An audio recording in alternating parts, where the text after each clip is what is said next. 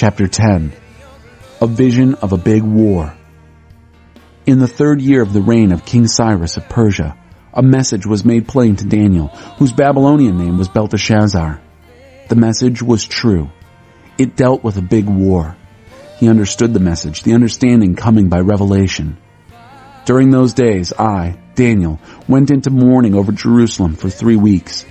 I ate only plain and simple food, no seasoning or meat or wine. I neither bathed nor shaved until the 3 weeks were up. On the 24th day of the 1st month, I was standing on the bank of the great river, the Tigris. I looked up and to my surprise saw a man dressed in linen with a belt of pure gold around his waist. His body was hard and glistening, as if sculpted from a precious stone. His face radiant, his eyes bright and penetrating like torches, his arms and feet glistening like polished bronze, and his voice, deep and resonant, sounded like a huge choir of voices. I, Daniel, was the only one to see this. The men who were with me, although they didn't see it, were overcome with fear and ran off and hid, fearing the worst. Left alone after the appearance, abandoned by my friends, I went weak in the knees, the blood drained from my face.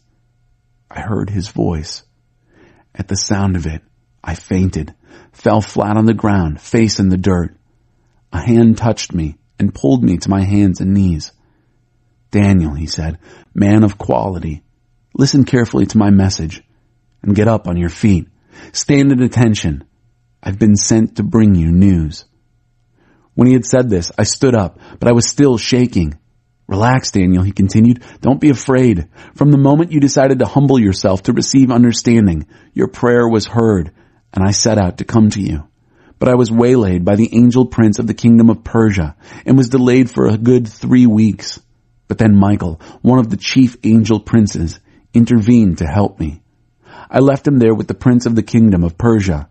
And now, I'm here to help you understand what will eventually happen to your people. The vision has to do with what's ahead. While he was saying all this, I looked at the ground and said nothing. Then, I was surprised by something like a human hand that touched my lips. I opened my mouth and started talking to the messenger. When I saw you, Master, I was terror-stricken. My knees turned to water. I couldn't move. How can I, a lowly servant, speak to you, my master?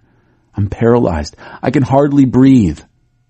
Then this human-like figure touched me again and gave me strength. He said, Don't be afraid, friend. Peace. Everything is going to be all right. Take courage. Be strong. Even as he spoke, courage surged up within me. I said, Go ahead. Let my master speak. You've given me courage. He said, Do you know why I've come here to you? I now have to go back to fight against the angel prince of Persia, and when I get him out of the way, the angel prince of Greece will arrive. But first, let me tell you what's written in the true book. No one helps me in my fight against these beings, except Michael, your angel prince.